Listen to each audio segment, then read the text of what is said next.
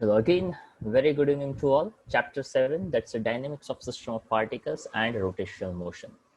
1 to 5 जो questions थे जिसमें हमने देखा RCM, VCM, ACM, total force, total momentum, ये जो भी फॉर्मूला देखे वहां पे हम ऐसा कह सकते हैं कि कोई एक ऐसा पोजीशन हो सकता है जहां पे पूरा का पूरा मास कॉन्सेंट्रेटेड हो।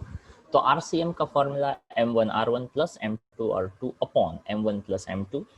उसी तरह से वीसीएम का, एसीएम का, टोटल फोर्स का, टोटल मोमेंटम का हमें फॉर्मूला जो है वो मिल सकता है। वहाँ पे हमने एक और बहुत इम्पॉर्टेंट पॉइंट डिस्कस किया कि हर एक ऑब्जेक्ट में सिस्टम ऑफ जो है उसका सेंटर ऑफ मास जो है वो ऑब्जेक्ट के ऊपर ही हो ऐसा ज़रूरी नहीं है, वो ऑब्जेक्ट के बाहर भी हो सकता है। उसके लिए कौन सा एग्जाम्पल लिया कुशल हमने? सेंटर ऑफ मास ऑब्जेक्ट के बाहर हो ऐसा। सर वो कल के लेक्चर में मैं नहीं था और वीडियो बाकी है सर, एग्जाम चल रही ना स्कूल के, इसीलिए। अच्छा ठीक है, स्नेह आप बताइए। When the centre of mass is outside the sir, object, उसके लिए होलोस्फीयर और a ring. Hollow sphere and ring. तो देखो कुशल ध्यान से सुनिएगा, होलोस्फीयर हो तो उसका सेंटर ऑफ मास कहाँ पे हो एग्जैक्टली हम पता नहीं सकते, ताकि वो होलो है अंदर से, हमें पता नहीं है कहाँ पे है। अगर मैं रिंग लेता हूँ तो भी हम ऐसा कह सकते हैं उसका सेंटर ऑफ मास उसके सेंटर पे है, और उसके सेंटर को मैं से टच नहीं कर सकता। जैसे मैंने ऐसा समझाया था फर्स्ट लेक्चर में कि इसका सेंटर ऑफ मास यहाँ से मैं ऐसे टच करके आइडेंटिफाई कर सकता हूँ कि हाँ ये अब बैलेंस हो गया, या तो इस साइड थोड़ा सा टिल्टेड है तो मैं इसको थोड़ा सा बैलेंस जो है वो करने की ट्राई कर सकता हूँ। ये और ज़्यादा इस साइड टिल्टेड हो उसका मतलब इस साइड मास ज़्यादा है, तो मैं यहाँ पे टच कर सकता हूँ कि इसका सेंटर ऑफ मास कहाँ पे है। तो रिंग में, होलोस्फीयर में मैं ऐसा नहीं कर सकता। अब ध्यान से सुनिएगा, क्या कभी आपने दिवाली में बॉम्ब होता है ना, छोटा सा सुतली बॉम्ब, आपने उसको जलाकर ऐसे हवा में थ्रो करके वो मजा लिया हुआ, हवा में फूटे वो वाला मजा लिया है कभी? Yes sir. Okay, yes sir. अगर लिया होगा तो ये आपको मेरा आइडिया पता चलेगा। मान लो कि आपने उसको हवा में थ्रो किया, आप यहाँ पे थे, आपने हवा में थ्रो किया, तो वो बॉम्ब कैसा पाथ फॉलो करेगा? हमने पढ़ा इसको तो। मोशन। हाँ, अब ध्यान से सुनिएगा कि बॉम्ब यहाँ पे मैंने रख दिया है और यहाँ पे मैंने जला दिया, यहाँ से बॉम्ब फट गया, तो क्या अगर वहाँ पे थोड़ी धूल मिट्टी है तो वहाँ से आप आइडिया लगा सकते हो कि यार ये यहाँ पे बॉम्ब रखा होगा, क्यों? तो कि वहाँ पे थोड़ी धूल मिट्टी है वो साइड में हो जाएगी। ओके, मतलब क्या? तो कि या तो थोड़ा सा ब्लैक ब्लैक हो जाएगा। So you can find the idea कि यार बॉम्ब यहाँ पे रखा होगा ताकि देखो यहाँ पे थोड़ी धूल मिट्टी साइड में हो चुकी है, या तो हम ऐसा कह सकते हैं, या तो हम ऐसा कह सकते हैं कि यहीं पे वो पूरा मास होगा और यहीं से पूरा बॉम्ब फटा होगा। ओके, तो अगर बॉम्ब स्टेशनरी है तो सेंटर ऑफ मास वहीं पे है, पहला पॉइंट। ध्यान से सुनिएगा। हाँ, जैसे कि मैं ऐसा कहता हूं कि ये मोबाइल यहाँ पे है, तो इसका सेंटर ऑफ मास यहाँ पे, हाँ या ना? Hello, yes sir. Okay. Yes sir. अब मोबाइल इधर आ गया तो सेंटर ऑफ मास क्या इधर है? नहीं नो सर, सर, किधर है? मोबाइल के साथ मोबाइल मोबाइल के के हाँ, सेंटर ये इधर है। अगर मैं ऐसा कहता हूँ कि मोबाइल ऐसे मोशन में गया तो सेंटर ऑफ मास मोशन पे। होता है मोबाइल ना के मोशन। साथ मोशन। गए। हाँ, अब ध्यान से सुनिएगा कि मान लीजिए कि एक बॉम्ब है, मैंने उसको जलाया, वैसे वो यहाँ पे था, यहीं पे पड़ा हुआ है, तो उसका सेंटर ऑफ मास कहाँ है? यहीं का यहीं है, राइट। अब जैसे मैंने उसको हवा में थ्रो किया, और अगर मान लो ये नहीं फूटता और सीधा सीधा नीचे आ जाता, तो बॉम्ब ने कैसा पाथ फॉलो किया? पैराबोलिक पाथ, हाँ या ना? हाँ, यस यस सर। सर। तो यस इसके सेंटर ऑफ मास ने भी कैसा पाथ फॉलो किया? पैराबोल। पैराबोलिक। पैराबोलिक। पक्का? अब ध्यान से सुनिएगा, इंटरेस्टिंग पॉइंट, कि अगर मान लो ये बॉम्ब होता, इसके ऊपर मैं कोई एक्सटर्नल फोर्स तो नहीं लगा रहा था, वो केमिकल की वजह से फूट गया, अगर ये ऐसे हवा में जाए और यहाँ पे ही एक्सप्लोड हो जाए, आई रिपीट, मैंने यहाँ पे जलाया, हवा में थ्रो किया, बिना फूटे नीचे आता, तो ऑब्जेक्ट और उसका सेंटर ऑफ मास दोनों ने पैराबोलिक पाथ ट्रैवल किया। पर अगर मान लो ये बॉम्ब ऐसे ही बीच में कहीं पे एक्सप्लोड हो जाए, तो भी ये कहा जाता है कि उसका centre of mass parabolic path follow करेगा। आई रिपीट, क्यों ऐसा? तो कि यार एक्चुअल में सेंटर ऑफ मास जो है ना, जैसे कि यहाँ पे बॉम्ब था, बॉम्ब फट गया, ओके, अब वहां पे क्या बॉम्ब है कि नहीं है? अब नहीं है। नहीं है ना, फिर भी हम आइडिया लगा सकते हैं कि यार बॉम्ब यहाँ पे रखा होगा। अगर धूल मिट्टी बहुत ज्यादा बिखरी हुई है तो हम ऐसा कहते हैं कि यार स्ट्रॉन्ग बॉम्ब होगा, तो ही तो इतना ज्यादा स्प्रेड होगा ना सब कुछ।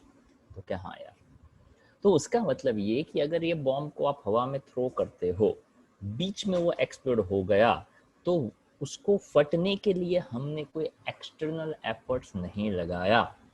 हमने कोई एक्सटर्नल एफर्ट्स नहीं लगाया, उसका सीधा मतलब ये होता है कि उसका सेंटर ऑफ मास है, उसने भी पैराबोलिक पाथ कवर किया। अगर वो बीच में कहीं से भी एक्सप्लोड हो जाए तो भी हम ऐसा कहेंगे कि उसका centre of mass parabolic path ही फॉलो करेगा। आई होप ये आपके दिमाग में सेट हुआ होगा। Okay, yes sir. अगर ऑब्जेक्ट स्टेशनरी तो centre of mass, station stationary, अगर ऑब्जेक्ट मोशन में तो centre of mass, motion motion, Ocean. अगर ऑब्जेक्ट पैराबोलिक पाथ ट्रैवल करेगा तो centre of mass.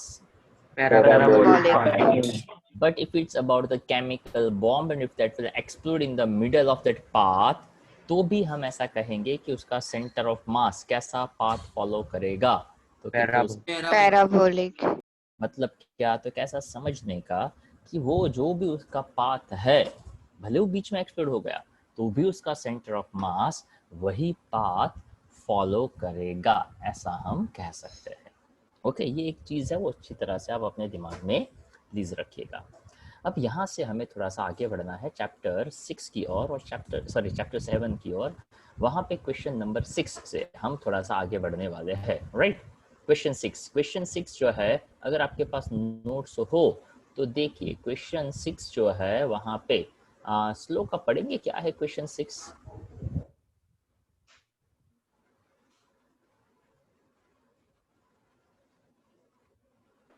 What is a rigid body? Yes. Yes, anyone can explain what, कभी देखा है किसने रिजिड बॉडी देखा है? Have you any idea what is a rigid body? Okay, what do you mean by rigid? Rigid का मतलब क्या होता है? जो आसानी से चेंज ना हो वो। Very good, very good. कहाँ से ये एग्जाम्पल उठाया? सही बात है, सही बात है। बताइए, ये एग्जाम्पल आपको कहाँ से मिला? कि बस ऐसे ही पता था? Okay, one part is that, सबको मेरी आवाज क्लियर सुनाई दे रही है? Everyone? Yes Yes, sir. sir. Yes sir. पक्का? हाँ सर। Yes, चलो sir. Yes, sir. जिन लोगों को भी मेरी आवाज़ क्लियर नहीं सुनाई दे रही है, तो प्लीज़ आप अपना ऐसा हो तो नेटवर्क चेक करिए, थोड़ी देर में सुनाई देगा। ओके, तो देखिए, रिजिड, ऐसा हम नहीं कहते कि दैट सम केसेस, कुछ लोग रिजिड होते हैं। मतलब क्या? तो कि यार वो हमारी बातों को समझते नहीं है, मतलब उसको कहते हैं कि वो रिजिड है। रिजिड मतलब क्या? तो कि कोई जगह पे किसी बात में कोई एग्री नहीं होना, यानी क्या? तो कि उसका एफर्ट या तो हमारा एफर्ट है उसको सही तरीके से ना समझ पाना, उसको हम कहते हैं कि वो लोग रिजिड है। रिजिड का मतलब तो कि वहाँ पे हम ऐसा समझे कि आप कुछ भी करो उसकी कोई पोजीशन में चेंज ना हो, उसको कहते हैं रिजिड बॉडी। चलो एग्जांपल कोई देना चाहेगा कि this is known as rigid body? आपके आजू बाजू से ऐसा कोई ऑब्जेक्ट जिसमें आप कुछ भी करो उसकी पोजीशन में कोई चेंज ना हो? Wall. सॉरी? Wall.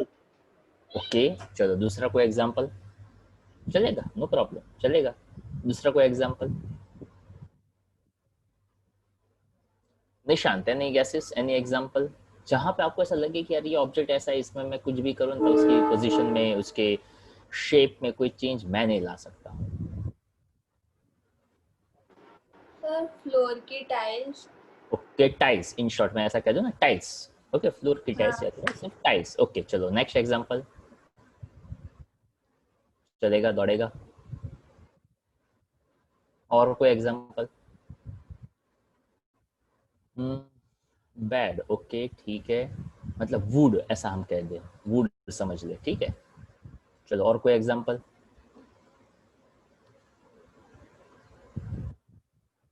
एक और एग्जांपल आ रहा है, 2 एग्जांपल आए, फैन, फर्नीचर, ओके फाइन।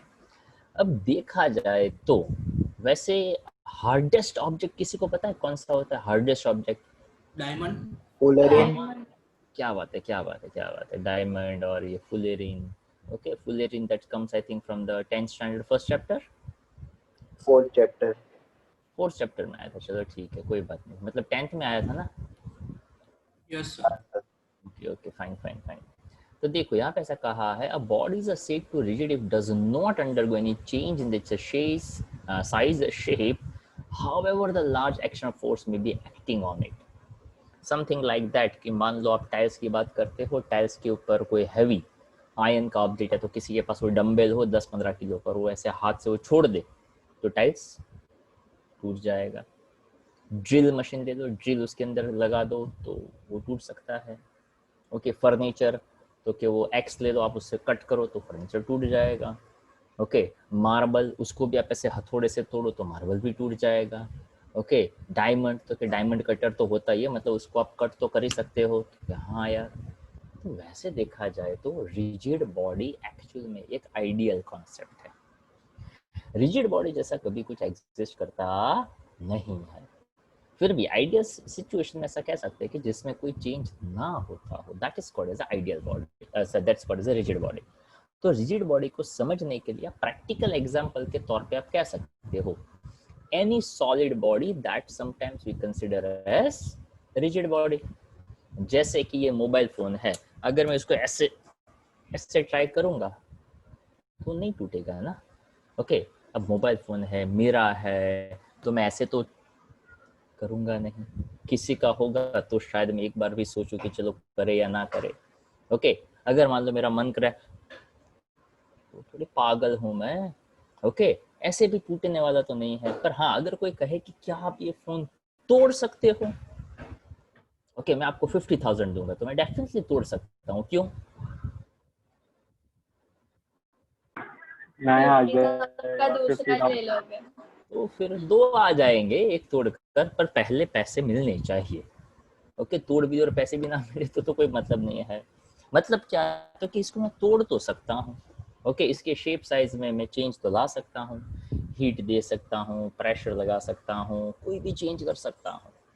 पर यहाँ पे ऐसा कॉन्सेप्ट है कि रिजिड बॉडी के ऊपर कोई इफेक्ट नहीं होता है, तो ऐसा कोई ऑब्जेक्ट ही एग्जिस्ट नहीं करता है। बट हाँ, अगर आप लेना चाहो तो कोई भी solid object, it is just work as a rigid body. अब उसको ध्यान से समझने का ट्राई करिएगा। More appropriately, a rigid body is a ones whose constituent particles retain their relative positions. मतलब क्या, तो कि ये एक मज़ेदार चीज़ होती है जिसको हम बहुत सिंपल तरीके से भी अगर समझने का ट्राई करें तो आइडिया उसमें ला सकते हैं हम कुछ इस तरह से कि अगर मान लो हमने यहाँ पे एक छोटा सा आइडिया लगाने का ट्राई किया, लाइक दिस।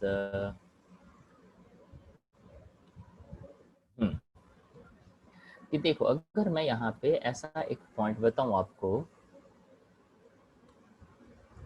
कि अगर ये कोई मैंने एक स्टोन ले लिया रैंडम शेप का, बरोबर।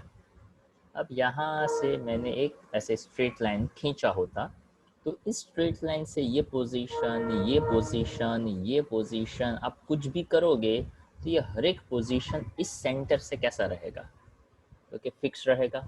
मतलब क्या था कि इसका पोजीशन इनवेरिएंट रहेगा। तो रिलेटिव पोजीशंस मतलब क्या, तो कि समथिंग लाइक दैट कि ये मोबाइल फोन को मैं ऐसे खींचूं तो क्या खींचने से इसका साइज बढ़ेगा, हाँ या ना? अगर मैं इसको कंप्रेस कर दूं, सच में इसको बहुत ज्यादा एनर्जी दूं, तो क्या ये कंप्रेस हो जाएगा? नो। मतलब क्या, तो कि इन जनरल सेंस अगर मैं यहाँ पे ऐसे 2 डॉट बना दूं, मैं कुछ भी करूँ, इसको ऐसे गोल गोल गोल गोल घुमाऊं या कुछ भी ऐसे करो, तो उसकी जो रिलेटिव पोजीशन से दोनों पार्टिकल की, वो एक दूसरे के साथ कैसे रहेगी, फिक्स्ड रहेगी। उसकी पोजीशन में कोई चेंज नहीं होने वाला है। उसको हम क्या कहते हैं, इनवेरिएंट कहते हैं। ठीक है, तो कोई भी ऑब्जेक्ट, जैसे कि मैंने एक कपड़ा पहना हुआ है, अभी ये नॉर्मल, ये तो एक वेरिएबल कंडीशंस में है, मतलब अभी उसका जो क्वालिटी है वो नॉर्मल है, इसलिए मैंने पहना हुआ है।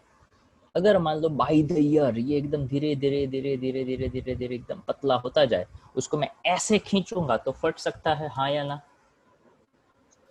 Yes sir. Yes, sir. अभी इसका कंडीशन थोड़ा बहुत अच्छा है और मैंने पहना हुआ है, तो मैं इतना ज़्यादा एनर्जी भी नहीं लगाऊंगा।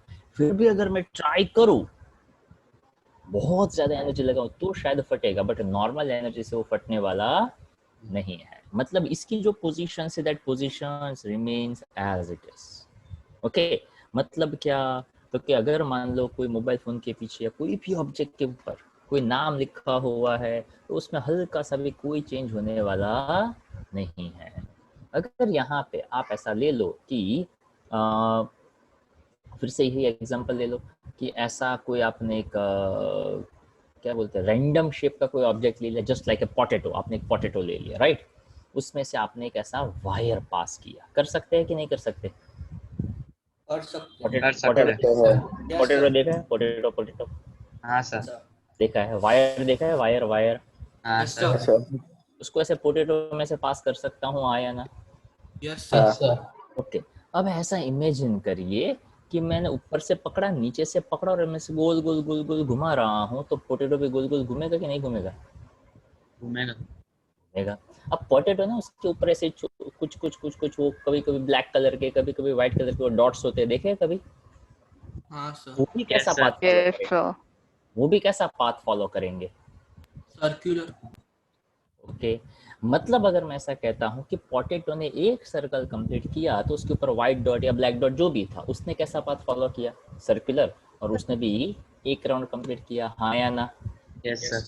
Yes sir. Yes sir Yes, अब sir. ध्यान से सुनिएगा कि मेरे पास ऐसा पोटैटो नहीं है, मेरे पास थोड़ा अजीब टाइप का या तो थोड़ा अलग टाइप का पोटैटो है। ओके, वो पोटैटो थोड़ा सा हो सकता है भाई, ये मेरा पोटैटो है, तो मतलब मैंने लिया हुआ पोटैटो है। ओके, तो यहाँ से मान लो मैंने इसको गोल गोल घुमाया, तो यहाँ पे जो सर्कल बनेगा वो सर्कल थोड़ा छोटा, और यहाँ पे जो बनेगा वो थोड़ा सर्कल बड़ा बनेगा, हाँ या ना? Yes, yes sir. सर क्यों? क्योंकि ये जो लाइन है वहां से ये डिस्टेंस बड़ा है, इस लाइन से ये डिस्टेंस कैसा है? छोटा। जितने टाइम में ये पार्टिकल एक सर्कल कंप्लीट करेगा, उतने टाइम में ये पार्टिकल भी एक सर्कल कंप्लीट करेगा, हाँ या ना? Yes sir. यस सर करेगा। तो यहाँ पे ये जितने भी ये छोटे छोटे छोटे सर्कल बनेंगे, उन सब का सेंटर यहीं से पास होगा। तो जहाँ से इन सब के सेंटर पास होते हैं भाई, उसको कहा जाता है एक्सिस ऑफ रोटेशन। यानी ऐसा कोई एक्सिस है जिसके आजू बाजू या तो उसके अराउंड कोई ऑब्जेक्ट कैसा पाथ फॉलो कर रहा है? सर्कुलर पाथ फॉलो कर रहा है। अब इमेजिन करिए कि ये ऐसा कोई एक ऑब्जेक्ट होता, मैं यहाँ से वायर इंसर्ट करता और सीधा यहाँ नीचे बाहर निकलता, मतलब मैं यहाँ से पकड़ सकता। अब इसको रोटेशन देता तो ये ऐसा घूमता। Yes sir. यस सर अब मान लो मैंने एक वायर लिया जिसको मैंने यहाँ से ऊपर से पास किया और नीचे से बाहर निकला, अब मैं कैसे घुमाऊंगा? ऐसे घुमाऊंगा। Yes Yes, sir. sir. Yes sir अब एक वायर को मैंने यहाँ से इसके डायगोनली डाला और यहाँ डायगोनली बाहर निकाला, तो अब ये कैसे घूमेगा? ऐसे घूमेगा। Yes, sir. पर क्या हर एक केस में आप ऐसा कह सकते हो कि हर एक पार्टिकल कैसा पाथ फॉलो कर रहा है? Circular circular. अब ये जो लाइन है उसके हिसाब से ये डिस्टेंस कम है, ये डिस्टेंस थोड़ा ज़्यादा है, ये डिस्टेंस सबसे ज़्यादा है, पर उससे उसका कोई लेना देना नहीं है। हर एक पार्टिकल ने कैसा पाथ फॉलो किया? सर्कुलर। मतलब क्या? Circular. हाँ, जिस इमेजिनरी लाइन के आजू बाजू, ओके, जो भी हर एक पार्टिकल सर्कुलर पाथ अपना कंप्लीट करता है, उस इमेजिनरी लाइन को क्या कहा जाता है? Axis of rotation. मैंने यहाँ पे इस लाइन को इमेजिनरी बताने की बजाय मैंने क्या एग्जांपल ले लिया कि आप क्या ले लो, एक वायर ले लो, एक रॉड ले लो, जैसा आप उसमें से पास कर सको। आई hope you understand my point. ठीक है, तो देखो उसी बात को लेकर यहाँ पे एक दो छोटे छोटे पॉइंट्स हमें बताए गए। A rigid body can not be deformed. Deform होना मतलब उसके शेप में कोई चेंज नहीं हो सकता। Body undergoes some displacement, every particle in it suffers the same displacement. मतलब अगर कोई ऑब्जेक्ट, जैसे कि ये ऑब्जेक्ट है, वो ऑब्जेक्ट यहाँ से यहाँ गया तो पूरा ऑब्जेक्ट गया कि थोड़ा थोड़ा आधा अधूरा गया? पूरा ऑब्जेक्ट। मतलब इस ऑब्जेक्ट को मैं एक सेंस में रिजिड बॉडी कह सकता हूँ, हाँ या ना? क्या कह सकता हूँ? मतलब क्या? तो कि अगर जो भी ऑब्जेक्ट है उसको पूरा का पूरा डिस्प्लेसमेंट, अगर आप, मैं ऐसा कहता हूँ इस ऑब्जेक्ट का एकदम छोटा सा पार्टिकल ने 10 सेंटीमीटर का या तो 10 सेंटीमीटर का डिस्टेंस ट्रैवल किया, आई रिपीट, मेरे इस मोबाइल फोन ने प्रोजेक्ट, एक छोटे से पार्टिकल ने प्रोजेक्टाइल पाथ फॉलो किया, then what you can say about the motion of mobile? Projectile. मतलब मैं ऐसा कह सकता हूँ कि एक ही पार्टिकल गया, पूरा मोबाइल इधर था, ऐसा कह सकता हूँ? No, no. अगर एक पार्टिकल गया उसका मतलब ये पूरा रिजिड मोबाइल नहीं है। जाएगा। नहीं, अगर एक पार्टिकल जा सकता है इसका कि नहीं जा सकता? नहीं जा सकता। नहीं जा सकता।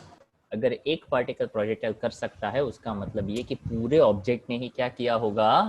प्रोजेक्टाइल किया होगा। तो हम यहाँ पे पहले एक पार्टिकल को समझेंगे, उसके बाद सिस्टम ऑफ पार्टिकल को समझेंगे, एक पार्टिकल का बिहेवियर। जैसे कि मैं ऐसा कहता हूँ कि ये मेरा जो कान है ना, उसने एक सर्कुलर पाथ कवर किया, then what you can say about my whole body? Circular path. उसने भी सर्कुलर पाथ। हाँ, मैं नॉर्मल इंसान हूँ, मैं भूत तो हूँ नहीं कि ऐसे यहाँ पे बैठा हूँ हा हंस रहा हूँ और सिर्फ मेरा सिर ही गोल गोल घूम रहा है, मैं बस ऐसे बैठा हुआ हूँ। पॉसिबल है ऐसा? No sir. नहीं हो सकता है। अगर मेरा ये छोटा सा पार्टिकल सर्कुलर पाथ फॉलो करेगा, उसका बिल्कुल मतलब ऐसा है कि पूरे बॉडी ने कैसा पाथ फॉलो किया? सर्कुलर। अगर मैं ऐसा कहता हूँ कि बस मेरा सिर है, वो कल मुंबई गया था, है, उसका मतलब क्या हुआ? आप मुंबई गए थे कल। हाँ, क्या मैं अकेला, मतलब मेरा अकेला सिर मुंबई से जाके वापस आ सकता है? नहीं सर। बिकॉज हाँ, एक सेंस में मैं रिजिड बॉडी नहीं हूँ, पर एक सेंस में मैं रिजिड बॉडी अपने आप को कह सकता हूँ। क्यों? तो कि मेरे पार्टिकल हर एक जगह पे इनवेरिएंट ही रहते हैं। मैं कितना भी गोल गोल गोल गोल घूम लूँ, मेरे ये जो दो कान जहाँ है वहीं के वहीं रहेंगे कि उधर उधर हो जाएंगे? वहीं के वहीं वही रहेंगे। रहेंगे। तो यही सभी बातें यहाँ पे समझाई गई। If the body rotates, okay, यहाँ पे ऐसा समझाया गया। ओके, तो देखिए, if the body rotates through a certain angle, every particle of it rotates through the same angle about the axis of rotation। मतलब अगर एक पार्ट ने, एक ऑब्जेक्ट ने, या तो आप ऐसा कर दो कि हर एक छोटे से पार्टिकल ने कोई 90 डिग्री घुमा, मैं ऐसा कह सकता हूँ कि ये मेरा जो आँख है ना वो 90 डिग्री घुमा। अब सिर्फ आँख तो घूम नहीं सकता है, या तो मैं ऐसा कहता हूँ कि मेरा ये आधा बॉडी था ना वो ऐसे घुमा, नहीं, आधा ऐसे नहीं हो सकता है। If you are a whole body, हाँ, वो अलग बात है कि अगर आप योगा वोगा कर रहे हो तो अलग चीज़ है। पर अगर मैं ऐसा कहता हूँ कि मैंने कहीं पे टर्न लिया तो मेरा सिर्फ बॉडी टर्न ले सकता है, ऐसा नहीं, मतलब सॉरी, कोई पार्टिकल टर्न ले सकता है, ऐसा नहीं है। पूरा का पूरा बॉडी ने क्या किया होगा? टर्न लिया होगा। तो अब यहाँ पे आप रिजिड बॉडी के कॉन्टेक्स्ट में समझो। रिजिड बॉडी के लिए दिमाग में रखो कोई एक स्टोन या कोई एक ऑब्जेक्ट या कोई आयन ऑब्जेक्ट वगैरह वगैरह वगैरह। तो अगर वो आयन ऑब्जेक्ट को एक स्पेसिफिक एंगल पे टर्न करेगा तो पूरा का पूरा ऑब्जेक्ट उसी डायरेक्शन में टर्न करेगा। बट यहाँ पे बताया, nobody can be perfectly rigid body. In a practice, solid bodies of steel, glass, etc. can be regarded as a solid body. अब यहाँ पे बताया कि वैसे ये जो पार्ट है ना, ये बताता है आपको सेंटर ऑफ मास का आइडिया, जो हमने पढ़ा हुआ था पहले, कि थीन रॉड हो तो उसका सेंटर ऑफ मास कहाँ पे हो सकता है भाई? सेंटर। सेंटर पे हो सकता है। रिंग हो तो भी कहाँ पे हो सकता है? उसके ज्योमेट्रिकल सेंटर पे। डिस्क हो तो भी कहाँ पे हो सकता है? सेंटर पे। रेक्टेंगुलर हो तो भी कहाँ पे हो सकता है? जहाँ पे उसके दो डायगोनल एक दूसरे को इंटरसेक्ट करते हो, मतलब वो भी उसका सेंटर पॉइंट ही तो बना। तो इसी तरह से आपको अलग अलग अलग ऑब्जेक्ट्स जो है वो यहाँ पे दिए गए हैं। जैसे कि right circular cone, okay, circular cone हो तो उसके लिए यहाँ पे एक छोटा सा फॉर्मूला दिया है। A point of its axis at a distance of h/4 from its base, मतलब नीचे से लेकर हाइट का 1/4 पार्ट आता हो, वहां पे उसका सेंटर है वो हो सकता है। अब ये जो था वो तो जस्ट फॉर इंफॉर्मेशन था। अब देखिए 7 नंबर का जो क्वेश्चन है वो यहाँ हमारे लिए थोड़ा काम का हो सकता है।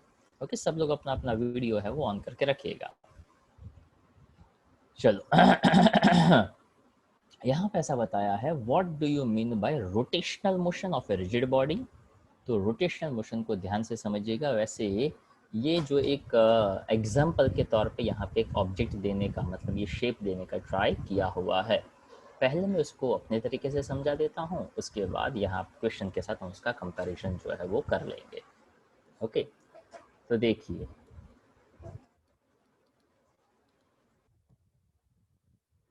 Rigid body and rigid body मतलब ये कोई भी आप बॉडी ले सकते हो। रोटेशनल मोशन, तो rotational motion is a one kind of circular circular motion. Okay, अब इसको ऐसा ध्यान से समझिएगा। हाँ, कि मैंने ये एक ऑब्जेक्ट लिया, यहाँ से मैंने कोई एक मान लीजिए कोई वायर उसमें से पास किया और यहाँ से वायर बाहर निकाला। अब मैं ऐसा कहता हूँ कि मैंने क्या किया, तो कि अब ये यहाँ पे फिक्स्ड है। अब मैं ये जो पॉइंट है ना वहाँ से फिक्स रखूँ और इसको मैं ऐसे घुमाऊँ तो ये कैसा पाथ फॉलो करेगा? सर्क्यूलर। सर्कुलर पाथ फॉलो करेगा। अब ध्यान से सुनिएगा, ये ऑब्जेक्ट यहाँ पे है, जहाँ पे फिक्स रखा है, तो इसके आजू बाजू ये घूम रहा है, तो जहाँ पे ये पकड़ा हुआ है ना, या तो यहाँ पे कोई वायर है या रॉड है, तो वो हो जाएगा उसका एक्सिस ऑफ रोटेशन। क्यों? तो कि पूरा ऑब्जेक्ट उसी के आजू बाजू घूमेगा। दूसरा पॉइंट, यहाँ से अगर मान लो मैं कोई एक लाइन ड्रॉ कर दूँ and that called as X axis, अगर मैं कहता हूँ इस एक्स एक्सिस के रिस्पेक्ट में ये 30 डिग्री ऊपर गया, तो क्या आप ऐसा कह सकते हैं कि ये जो पार्ट था उसने कितना एंगल किया? 30 डिग्री ऊपर गया, हाँ या ना? Okay, yes sir. Yes, sir. वही की वही बात वो बताने की ट्राई कर रहे हैं। ओके, ध्यान से देखिएगा। वैसे आपको इसमें से काफ़ी सारा आता ही है, पर यहाँ पे उसके जो वर्ड्स है उसको हमें सिर्फ समझना है। Rotational motion, okay, rotational motion. तो उसके लिए यहाँ पे एक छोटा सा फिगर वैसे यहाँ पे दिया है, उसको थोड़ा सा मैं मॉडिफाई कर देता हूँ। मान लो कि ये एक्स एक्सिस है, ये वाई एक्सिस है, और मैंने यहाँ पे कोई एक समझने के पॉइंट ऑफ व्यू से ऐसा एक रेक्टेंगुलर ऑब्जेक्ट वो लिया होता, राइट। अब मैं यहाँ पे ऐसा कह दूँ कि यहाँ से लेकर यहाँ पे मैंने कोई एक पॉइंट समझा, that point I given as a name as a point P, ठीक है। अब ये पॉइंट पी है ना, वो सर्कुलर पाथ फॉलो करने वाला है। तो क्या सिर्फ P point circular path follow करेगा कि पूरा ऑब्जेक्ट भी सर्कुलर पाथ फॉलो करेगा? पूरा object करेगा। ऑब्जेक्ट भी सर्कुलर पूरा पाथ ऑब्जेक्ट करेगा ना। तो क्या मैं ऐसा कह सकता हूँ कि पूरा ऑब्जेक्ट ऐसे गया होगा? ओके, हो सकता है थोड़ा और भी ऊपर गया हो। ओके, तो ये वाला पॉइंट जो है मतलब इस सरफेस के कॉन्टेक्स्ट में इधर, तो इस सरफेस के कॉन्टेक्स्ट में इधर, तो ये पी डैश यहाँ पे बना होगा, हाँ या ना? Yes sir. ओके, अब ध्यान से देखिएगा, मैंने इसको इसके साथ ज्वाइंट कर दिया, तो क्या ये आपको इस सर्कुलर पाथ जैसा लग रहा है, पी से P dash? Yes sir. Yes, sir. यहाँ पे आप ऐसा कह सकते हैं कि उसने कुछ angle that is called as a small delta theta travel किया, हाँ या ना? Yes Yes, sir. sir. अब Yes, ये sir. पी पी डैश वाला पाथ है वो कैसा पाथ ट्रैवल करने वाला है? सर्कुलर। Circular. तो ये ओरिजिन से लेकर सर्कुलर पाथ का कोई भी पॉइंट आप ले लो, तो उस डिस्टेंस को हम क्या कहते हैं? सेंटर से लेकर सरफेस वाला पोर्शन कैसा पाथ है? सर्कुलर पाथ है। Yes, sir. Yes, sir. Centre से लेकर सरफेस तक के डिस्टेंस को क्या कहते हैं आप? Radius. तो क्या यहाँ पे आपको पुराना फॉर्मूला लगा सकते हैं आर्क वाला? Angle is equal to arc P P dash upon radius, ऐसा मैं कह सकता हूँ? सर। तो arc P P dash is equals to R delta theta भी कह सकता हूँ, हाँ या ना? Yes sir. Yes, sir. पक्का समझ में आ रही बात? Yes sir. ओके, अब यहाँ पे छोटा सा पॉइंट मैं ऐड ऑन कर रहा हूँ, ध्यान से देखिएगा। जब मैं पहले पी पॉइंट को यहाँ पे लेता एक्स एक्सिस के रिस्पेक्ट में, तो क्या छोटे से एंगल को मैं कह सकता हूँ थीटा? ओके, Yes, तो sir. अब मैं ऐसा कहना चाहता हूँ, जब ये यहाँ पे था ना, तब वो था at t is equal to 0 second. Okay, अब यहाँ से यहाँ पहुँचा कुछ t सेकेंड में, तो क्या मैं ऐसा कह सकता हूँ ऐसे?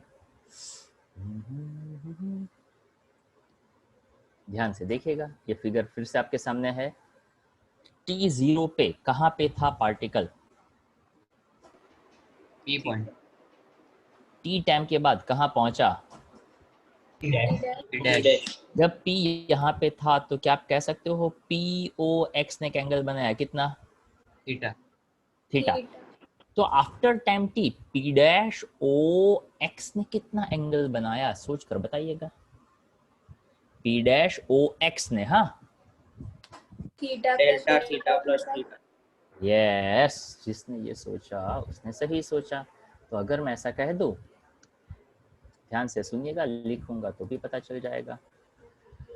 Position at t is equal to 0, क्या मैं कह सकता हूँ POX is equal to theta? तो क्या हाँ, position at t is equal to t second, क्या मैं कह सकता हूँ angle P'OX that is theta plus delta theta. If I am looking for angular displacement, चलो कौन बताएगा डिस्प्लेसमेंट का मतलब क्या होता है? Minimum distance between 2 points. और शॉर्टेस्ट डिस्टेंस ट्रैवल्ड बाय और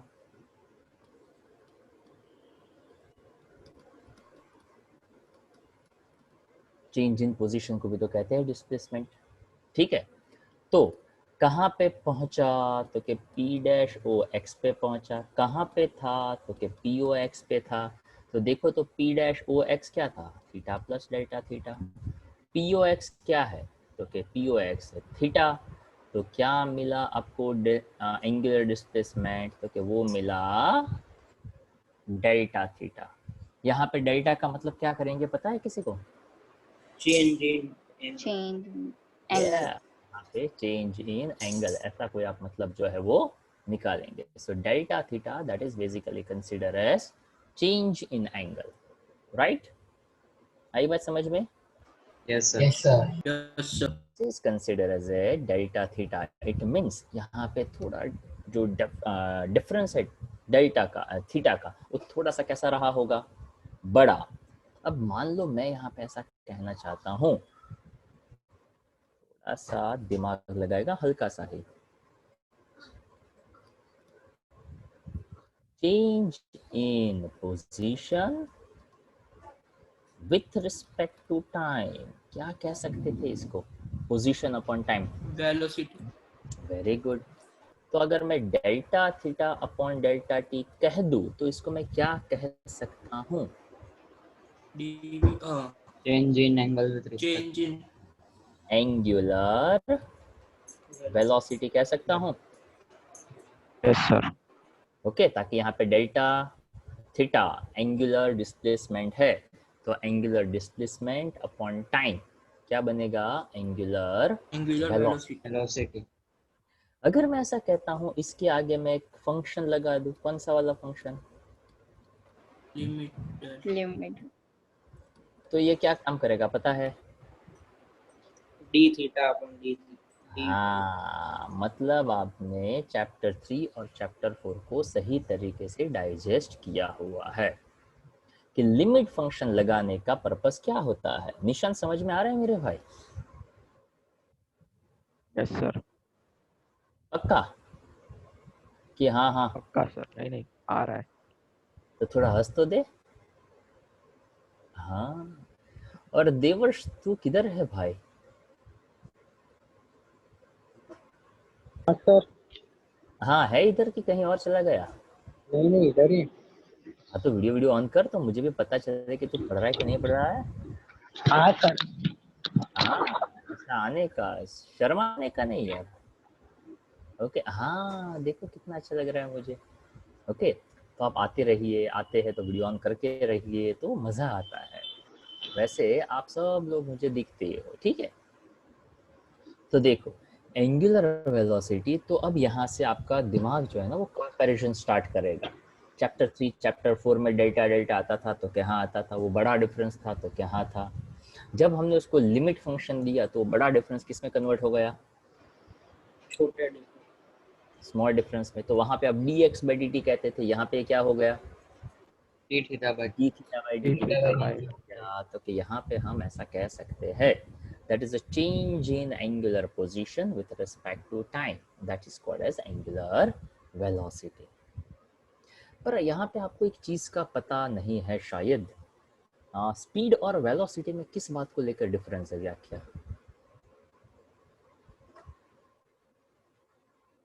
स्पीड और वेलोसिटी में, चलो कोई बताएगा स्पीड और वेलोसिटी में किस बात को लेकर डिफरेंस है। स्पीड यानी डिस्टेंस अपॉन टाइम और वेलोसिटी यानी डिस्प्लेसमेंट अपॉन टाइम।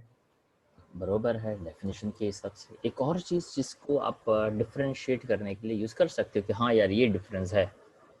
और वो स्पीड कभी नेगेटिव नहीं हो सकती। वेरी गुड, एक और पॉइंट बना।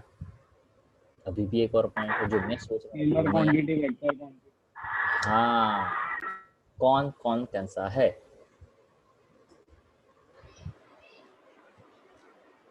स्पीड कह स्पीड सकते scalar speed scalar velocity vector vector velocity vector. और वेलोसिटी वेक्टर है। क्वांटिटी। हाँ अब देखो आपके घर में फैन चल रहा है, राइट। अब अगर किसी ने कहा कि यार बहुत गर्मी हो रही है, फैन का स्पीड बढ़ा, ऐसा हम वर्ड यूज करते हैं ना। Yes okay yes sir. तो मतलब जहाँ पे फैन घूम रहे है उसके आजू बाजू और घूमने लगेगा, ऐसा होगा। No sir no sir. Oh sir. वो तो जहाँ है वहीं का वहीं घूमता है ना। Yes, sir.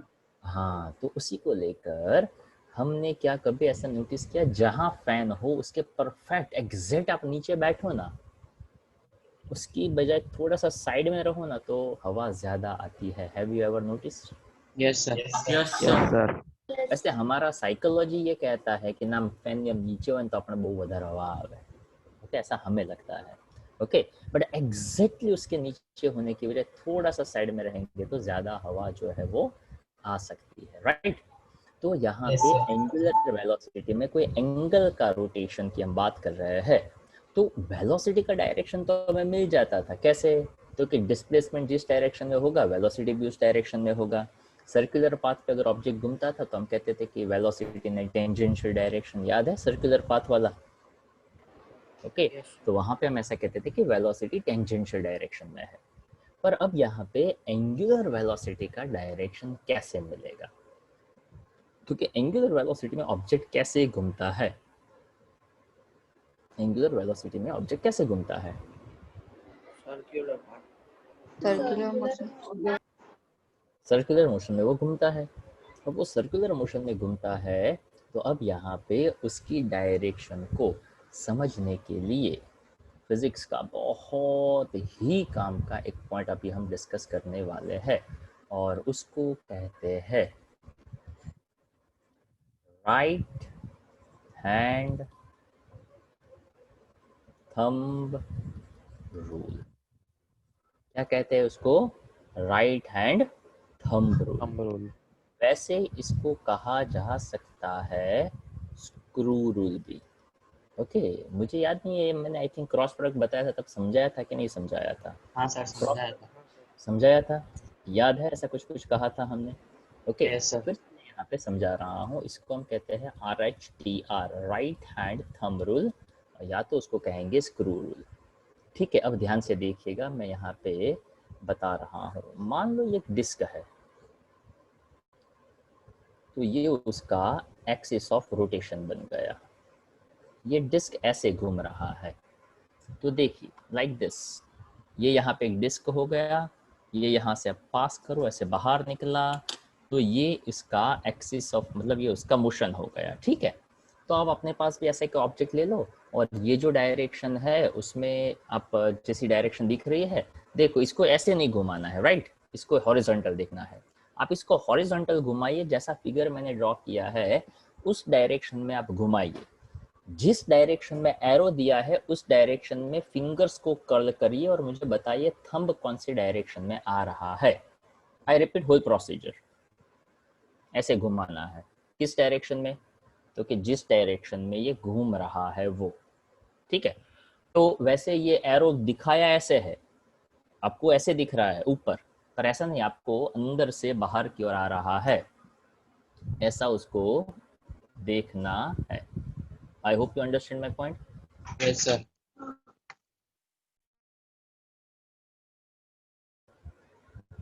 थंब अपवर्ड दिख रहा है, अपवर्ड। ओके, तो यहाँ पे आप उसको इस डायरेक्शन में नहीं देखना है, हॉरिजॉन्टल वे में देखना है।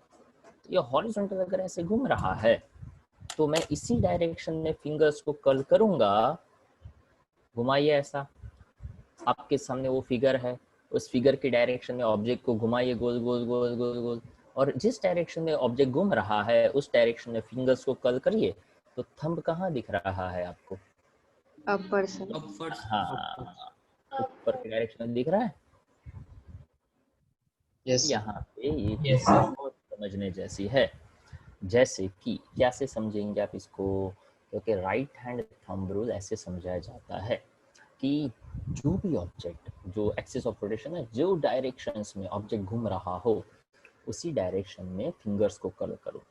उसी डायरेक्शन में फिंगर्स को कर्ल किया तो थंब जो है यहाँ पे उसका रोटेशन का डायरेक्शन है, तो उसी डायरेक्शन में आपको क्या मिल जाएगा? एंगुलर वेलोसिटी का डायरेक्शन है वो मिल जाएगा। आई hope you understand basic point. Okay, जिस डायरेक्शन में फिंगर्स को कर्ल किया उसके हिसाब से आपको थंब मिल गया, and thumb that gives the direction of angular velocity. Okay, और जिस डायरेक्शन में एंगुलर वेलोसिटी होगा ना, ध्यान से देखिएगा connection. Do you remember D V D D T कहते थे? Change in velocity with respect to time को क्या कहते थे आप? एक्सेलरेशन। एग्जैक्टली। तो क्या मैं यहाँ पे ऐसा लिख सकता हूँ D omega by D T? तो क्या लिख सकता हूँ? D omega by D T को मैं अल्फा कह सकता हूँ। I hope you remember it, this is yes known sir, as, angular कल ही देखा था ना, angular acceleration.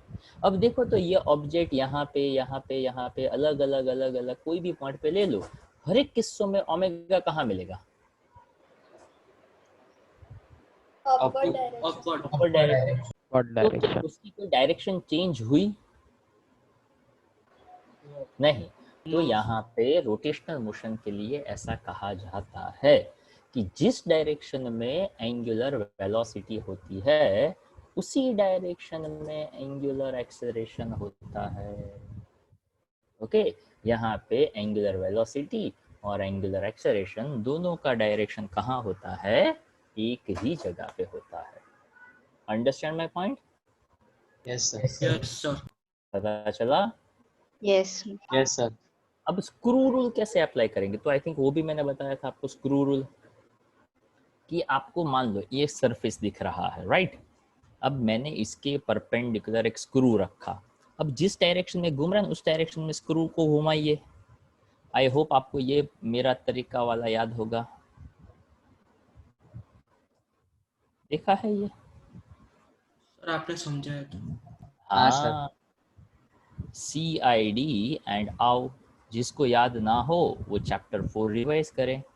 C stand for Clockwise. A clockwise. for anti clockwise. Anti-clockwise. Clockwise. I for in. Inward. Inward. O Out. for Outwards. Outward. Down. Down. Downward. Upwards.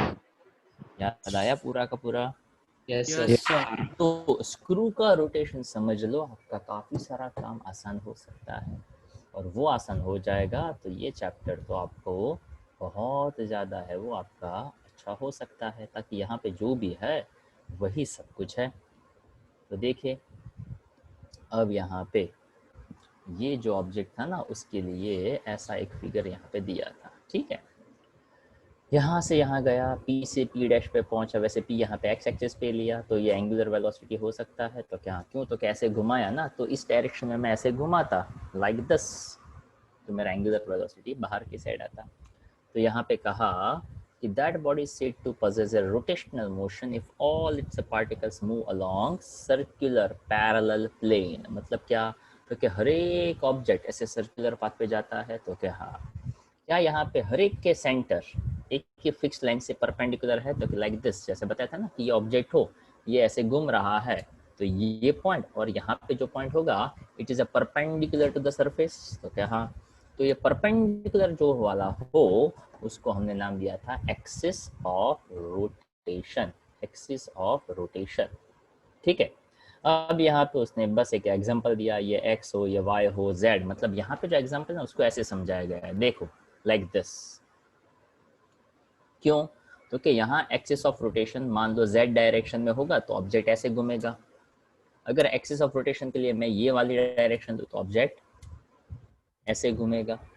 I hope you understand my point. यहाँ पे लिखा है figure shows a rigid body being rotated anti clockwise about z axis in inertial frame of reference. Inertial frame of reference का मतलब क्या होता है, वैसे इसको चैप्टर 5 में थोड़ा सा हल्का सा शायद हमने डिस्कस किया हो। Inertial frame of reference, frame of reference का मतलब हम जहाँ पे ऑब्जर्वेशन लेते हैं, right. Inertial frame of reference मतलब जहाँ पे न्यूटन के फर्स्ट लॉ जो है वो फॉलो होता हो। जहाँ पे न्यूटन का लॉ फॉलो नहीं होता हो उसको कहते हैं non inertial frame of reference.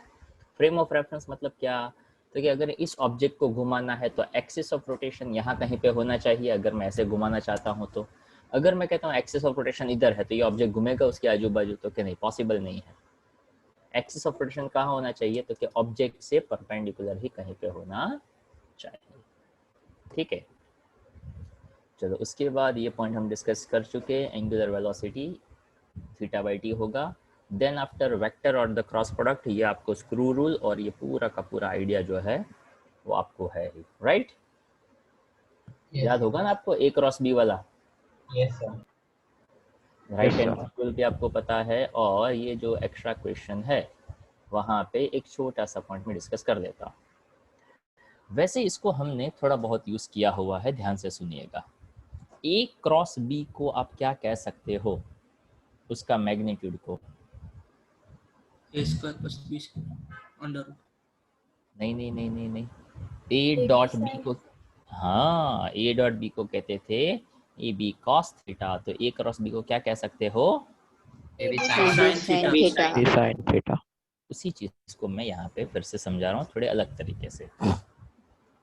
यहाँ पे बताया है geometrical interpretation of A vector product of two vectors. ठीक है, ये है वेक्टर ए, ये है वेक्टर बी। क्या आप ऐसा कह सकते हो बी से एक परपेंडिकुलर ड्रॉप किया, वेक्टर बी का कंपोनेंट, ये कौन सा कंपोनेंट बनेगा पता है? B cos cos B theta. cos B theta. cos theta. और ये कौन सा बनता? B sin B theta. B sin sin theta. theta. ये और ये लाइन पैरेलल है Yes, sir. Yes, sir. तो ये भी बी साइन थीटा बनेगा। Yes, sir. Yes, sir. Okay, Yes, तो sir. यहाँ पे क्या मैं ऐसा कह सकता हूँ, that angle P O Q that is a theta Q N that is a perpendicular to O P. तो क्या हाँ, अब मुझे ए क्रॉस बी का वेक्टर प्रोडक्ट चाहिए। तो ठीक है भाई, ए क्रॉस बी का वेक्टर प्रोडक्ट यानी ए बी साइन थीटा ऐसा लिख सकता हूँ। तो क्या लिख सकता हूँ, अब उसमें सिर्फ ए और बी साइन थीटा सेपरेटली लिखूं तो क्या पूरे ए का मैग्नीट्यूड यानी ओपी कह सकता था? तो क्या हाँ यार देखो, वेक्टर ए यानी पूरा का पूरा ओपी है ना, और बी साइन थीटा, तो ये बी साइन थीटा किसकी जगह पे है? क्यू एन की जगह पे है। Yes, sir. तो यहाँ पे पूरा बी का मैग्नीट्यूड यानी O Q into sine theta, और ओ क्यू साइन थीटा देखो तो क्या बन गया? QN. Very good. अब देखो तो OP और QN का मल्टीप्लिकेशन, ध्यान से सुनिएगा, हाँ, OP और QN का मल्टीप्लिकेशन, क्या आप इसको एरिया ऑफ पैरेलेलोग्राम OPRQ ऐसा कह सकते हो? ध्यान से देखिएगा कैसे, क्या आपको एरिया ऑफ पैरेललोग्राम याद है? एरिया ऑफ पैरेललोग्राम कैसे निकाला जा सकता है वो याद है आपको? Half into base into altitude. वो तो होता है area of, right angle triangle triangle. होता है। देखिए कोई बात नहीं, चलो मैं इसको यहाँ पे ड्रॉ करके बताने का ट्राई करता हूँ।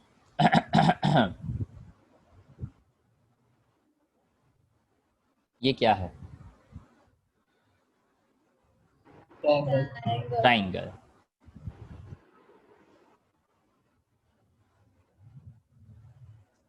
ऐसा लग रहा है ये एक ट्राइंगल ये दूसरा triangle. Yes sir. Yes sir. तो अच्छा, इसको मैं थोड़ा सा यहाँ से टिल्ट कर दूँ, यहाँ मतलब ये एंड ऐसे खींच लूँ, ये एंड थोड़ा ऐसे खींच लूँ, तो क्या ये शेप को मैं ऐसे मॉडिफाई कर दूँ और ये वाली लाइन एज इट इज रखूँ, तो क्या अब ये लग रहा है पैरेललोग्राम? Yes sir. ओके, अब जब ये ट्राइंगल था तो यही लाइन जो था ना वो हाफ बेस इनटू अल्टीट्यूड की साइड थी ना, ये अल्टीट्यूड था ना, ये यस सर। Yes sir. ये बेस था। Yes sir. तो बस अब वही चीज़ यहाँ पे आपको समझनी है कि अगर ये वर्टिकल लाइन है तो क्या ये वर्टिकल लाइन दिख रही है आपको? QN। तो देखो OP इंटू QN को आप एरिया ऑफ पैरेललोग्राम OPR को कह सकते। एक्चुअल में क्या हुआ तो कि लेंथ इंटू ब्रेड्थ जैसा, बेस इंटू हाइट जैसा, आप कुछ भी उसको ले सकते थे। ओके देखो, तो अगर ये स्क्वायर जैसा होता तो आप ऐसा कहते हैं this side multiply by this side, that is the area of this square. आप उसी तरह से इसका भी तो एरिया कह सकते थे, this side multiply by this side, तो क्या हाँ यार कह सकते थे। तो ultimately product of two vector is equal to area of parallelogram. तो आप देखो A cross B is equals to 2 से मल्टीप्लाई 2 से डिवाइड करता तो हाफ बेस इंटू अल्टीट्यूड, तो ये ट्वाइस एरिया ऑफ ट्राइंगल जैसा दिखता, हाँ या ना? Yes sir. तो दो ट्राइंगल के एरिया को मैं मल्टीप्लाई कर दूँ तो twice area of triangle is equal to area of parallelogram, मैं समझ सकता हूँ। बस तो वही हमें समझना था। ये एक्स्ट्रा क्वेश्चन है पर कॉन्सेप्चुअल क्वेश्चन है, इसलिए मैंने यहाँ पे समझाया और आपने इधर समझने का ट्राई करना था, ठीक है। वैसे ये क्वेश्चन हो चुका है, देखो तो आता है कि नहीं आता है? यस सर आता है। आता है सर। आता है पक्का? यस सर पक्का। याद होगा ये वाला किस्सा? Yes sir. Determinant. Yes determinant. Okay, तो यहाँ तक आपको लिखना है पार्ट 1 से। होमवर्क में बता देता हूँ, पार्ट 1 से क्वेश्चन 6, 7 एंड 2 एक्स्ट्रा क्वेश्चंस, ये सब कुछ आप 1 टाइम लिखेंगे और सब कुछ वो आपका लर्न होना चाहिए। ओके, अगर लर्न नहीं होता हो तो 2 बार लिखिए, पर ये आपको आना चाहिए। Clear everyone? Yes sir. Yes sir. ठीक है, तो अभी यहाँ तक हम लेक्चर रखते हैं। Okay yes sir.